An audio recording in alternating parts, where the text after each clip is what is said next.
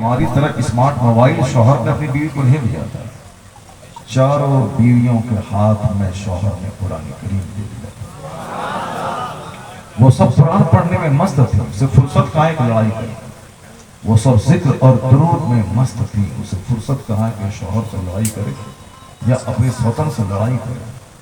اپنے گھر کو چین اور سکون کا ماحول دینے کے لیے اس سے بہتر کوئی راستہ نہیں.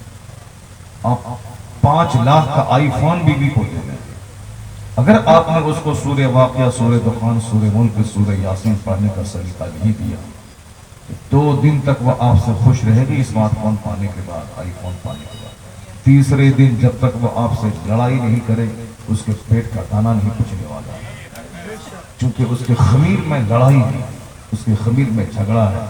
جس کے گھر میں رہ کے رانی بنتا ہے, جس کے پیسے سے ان کا پرس ہے, پرس میں 5-10 ہزار روپے شوہر کی کمائی کے پیسے ہیں. اور سب سے بڑی فریڈم بنا یہ ہے کہ سب سے زیادہ لڑائی اسی سے ہے جس سے ان کی بہار ہے, جس سے ان کا سہاگ ہے, جس سے ان کی زندگی کی خوشی ہے. اسی سے آپ سمجھ سکتے ہیں کہ ان کی مینٹیلیٹی کیسی ہے.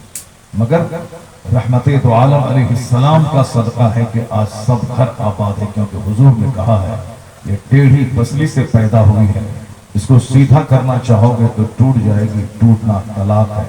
تم مرد ہو, مہر کی رقم تم کو دینا ہے, تم مرد ہو, اس کا کھانا تم کو دینا ہے, تم مرد ہو, اس کا کپڑا تم کو دینا ہے, اور اس کی طرف سے پہنچنے والی تکلیف پر صبر بھی تم ہی کو کرنا ہے.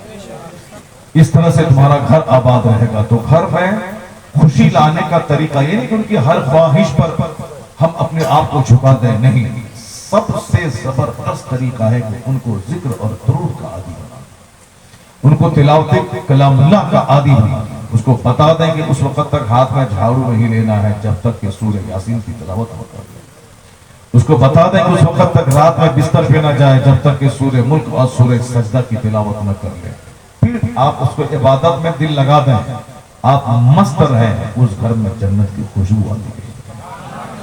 بزرگان دین کی زندگی مزہ لینے کے لیے نہیں بیان کی جاتی. شہنشاہ بغداد کانفرنس انجوائے کرنے کے لیے نہیں ہوتی. انجوائے کرتے ہیں وہ لوگ جس کا سارا مذہب ہی انجوائے پہ ٹکا ہوا ہے, جس کے ہاں سارا دھرم انجوائے پہ ٹکا ہوا ہے. اس پوجا میں اس طرح کا ڈانس, اس پوجا میں اس طرح کا ڈانس, چندہ کرنا, شراب پینا, ناچنا کودنا, لے کے گھومنا, پھر جا کے پانی میں ڈال دینا, یعنی انجوائے کرنا. پوجا کے نام پہ شراب, پوجا کے نام پہ ڈانس, پوجا کے نام پہ عورتوں مردوں کا اختلاط, پوجا کے نام پہ نظر بازی, پوجا کے نام پہ نہ جانے کیا کیا بے حیائی. اسلام میں ایسا نہیں ہوتا ہے.